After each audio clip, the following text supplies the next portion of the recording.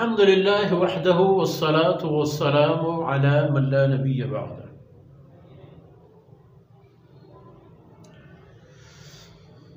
أعوذ بالله من الشيطان الرجيم. وإن من شيعته لإبراهيم إذ جاء ربه بقلب سليم إذ قال لأبيه وقومه ماذا تعبدون أئفكا آلهة دون الله تريدون فما ظنكم برب العالمين فنظر نظرة في النجوم وقال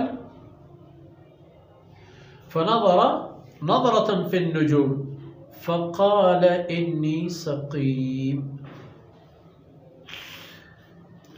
سبحانك لا علم لنا إلا ما علمتنا إنك أنت العليم الحكيم. رب اشرح لي صدري ويسر لي أمري واحلل عقدة من لساني يفقه قولي واجعل لي وزيرا من أهلي رب زدني علما وارزقني فهما ثم أما بعد. گرامی قدر بھائیوں بہنوں اور پیارے بچوں، بات ہو رہی تھی منکرین اور ماننے والوں کی اور ان لوگوں کی جو انبیاء علیہ السلام کی دعوت ٹھکرا گئے تھے اور ان کا انجام و عاقبت بیان ہو گیا تھا. اور سیدنا نوح علیہ السلام اس لیے نجات پا گئے کہ وہ اللہ کے راستے پر تھے. اب فرماتے ہیں وَإِنَّ مِن شِيعَتِهِ لَإِبْرَاهِيمَ، نوح علیہ السلام کی جماعت رستے اور اس کی گروہ میں شامل ہے ابراہیم علیہ السلام. کتنے ہزار سال بعد آ گئے کوئی فرق نہیں پڑتا، لیکن وہ رستے پر ہے نوح علیہ السلام کے، اور نوح علیہ السلام کی جماعت اور پارٹی سے اس کا تعلق ہے. اب ابراہیم نے کیا کیا تھا؟ کون سی وہ باتیں تھی جو ناقابل فراموش ہے؟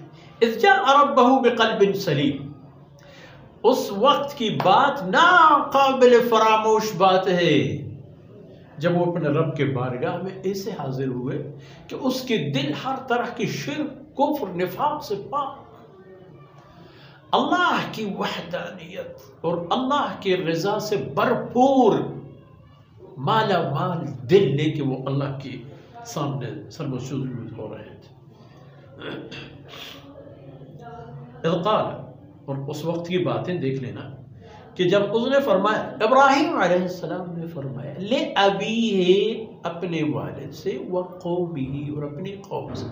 اپنے والد صاحب سے بھی کہا اور اپنی قوم سے بھی فرمایا ماذا تعبدون، کہ تم لوگ کس چیز کی بندگی کرتے ہو، کن چیزوں کی بندگی کرتے ہو، کیسے چیزوں کی عبادت کرتے ہو. عبادت یہی ہے کہ اپنے آپ کو ان کی سپرد کر لو اور ان سے وہی کچھ طلب کرو جو اللہ سے طلب کی جا سکتی ہے، اور بس آپ ان سے طلب کرو گے. یہ ہوتی ہے ان کی بندگی، جبکہ ان میں یہ سکت ہی نہیں ہے. اب تم لوگ یہ کچھ کر رہے ہو بغیر اللہ کے ذات کے کسی اور کی عبادت. اَئِفْكًا آلِهَةً دُونَ اللَّهِ تُرِيدُونَ، کیا یہ خود ساختہ معبود نہیں ہے؟ یہ تو خود ساختہ معبود ہیں اللہ کے علاوہ، جنہیں تم لوگوں نے معبودانہ درجہ دیا ہے. ان کی اپنی حیثیت یہ نہیں ہے، انہوں نے کبھی یہ دعویٰ نہیں کیا ہوگا، اور نہ کبھی اگر وہ دعویٰ کر بیٹھے کوئی تو اس میں یہ طاقت بھی ہو کہ وہ رازق اور روزی رسان اور زندگی اور موت کا مالک ہو. وہ تو صرف اللہ کی شان ہے، اس کے علاوہ کسی اور کے لیے یہ چیزیں ہیں ہی نہیں. اَئِفْكًا آلِهَةً دُونَ اللَّهِ تُرِيدُونَ، اللہ کے علاوہ خود ساختہ معبود ہے. تم لوگ ارادہ کر لیتے ان کی بندگی کا، تو پھر فَمَا ظَنُّكُمْ بِرَبِّ الْعَالَمِينَ، اب اللہ رب العزت کے بارے میں پھر تم لوگوں کا کیا خیال ہے؟ یہ مقام و حیثیت تو تم لوگوں نے اپنے خود ساختہ ان چیزوں کو دی ہے جن کی کوئی وقعت اور حیثیت نہیں ہے. اب بولو اللہ کے بارے میں کیا خیال ہے؟ ابراہیم علیہ السلام نے یہاں ایک تدبیر اختیار کی. فَنَظَرَ نَظْرَةً فِي النُّجُومِ، انہوں نے ستاروں کے رفتار کی طرف ایک نظر ڈالتے ہیں۔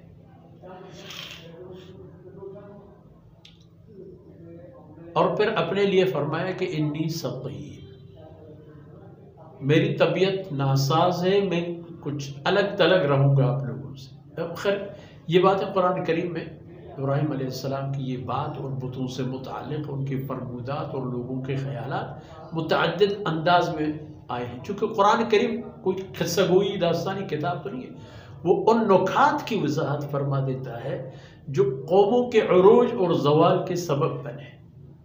یہاں سیدنا ابراہیم علیہ السلام نے یہی کیا کہ لوگوں سے کہا میں تو بیمار ہوں، یعنی مجھے میری حالت پر چھوڑ دو۔ اب اس کے بعد انہوں نے کیا کیا، اگلے آیتوں میں انشاءاللہ ان پر بات کریں گے۔ اللہ رب العزت کوتاہیوں سے درگزر فرمائے۔ صلی اللہ علیہ نبینا محمد وعلی آلہ وصحبہ۔